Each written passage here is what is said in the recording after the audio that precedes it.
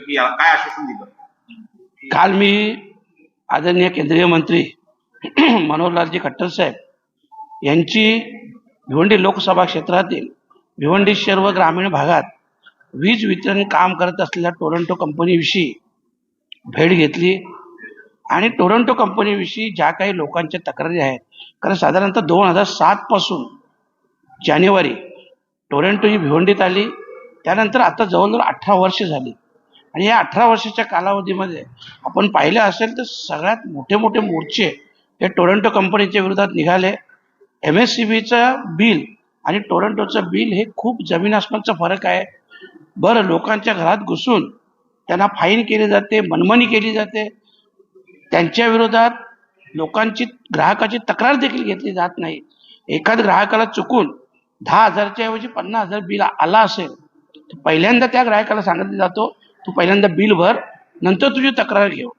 या सगळ्या गोष्टी ज्या चाललेल्या आहेत, या आमच्या भिवंडी शहरातील खास करून सांगण्याचा उद्देश काय, भिवंडी शहरात आपण पाहिलं असेल तर 50%च्या वर लोक हे गरिबीमध्ये मोडतात. ज्यांचं उत्पन्न 10 ते 12 हजार रुपये आहे. मध्यमवर्गीय आणि श्रीमंत अशी श्रीमंत लोक 1 ते 2% असतील, परंतु 10 ते 12 हजार ज्या लोकांचा पगार असेल त्या लोकांना 2 ते 3 हजार बिल आलं. तर त्यांनी त्यांच्या मुलांचं शिक्षण कसं करायचं, घराचं संगोपन कसं करायचं, ह्या सगळ्या गोष्टी आपण पाहिल्या. तर हे जे मनमानी कारभार चालू आहे टोरंटोचा, याच्या विरोधात मी काल आदरणीय खट्टर साहेबांना पत्र दिलं. त्यांनी देखील तत्काळ चौकशीचे आदेश दिलेले आहेत आणि येत्या काही दिवसात चौकशी त्याच्यावर होऊन मला पुन्हा बोलवलं जाईल, अशा प्रकारचं आश्वासन आदरणीय खट्टर साहेबांनी दिलं. त्यांनी नेमका आदेश कुणाला दिले? तुमच्या समोर त्यांनी फोन कुणाला लावला अधिकाऱ्यांना की कारवाई करू असं? नाही, त्यांनी प्रत महाराष्ट्र शासन जे मंत्री महोदय आहेत त्यांना ती प्रत पाठवली माझ्यासमोर. तुम्हाला अपेक्षा आहे याच्यावरती कारवाई होईल असं तुम्हाला अपेक्षा आहे? नाही, अपेक्षा तर कारवाईची आहे आणि कारवाई जरी नाही झाली, 2027ला टोरंटो कंपनीचा ॲग्रीमेंट संपतो. त्यानंतर बघा, शेवटी मी आजही तुम्हाला सांगतो, हे लोकशाही राज्य आहे.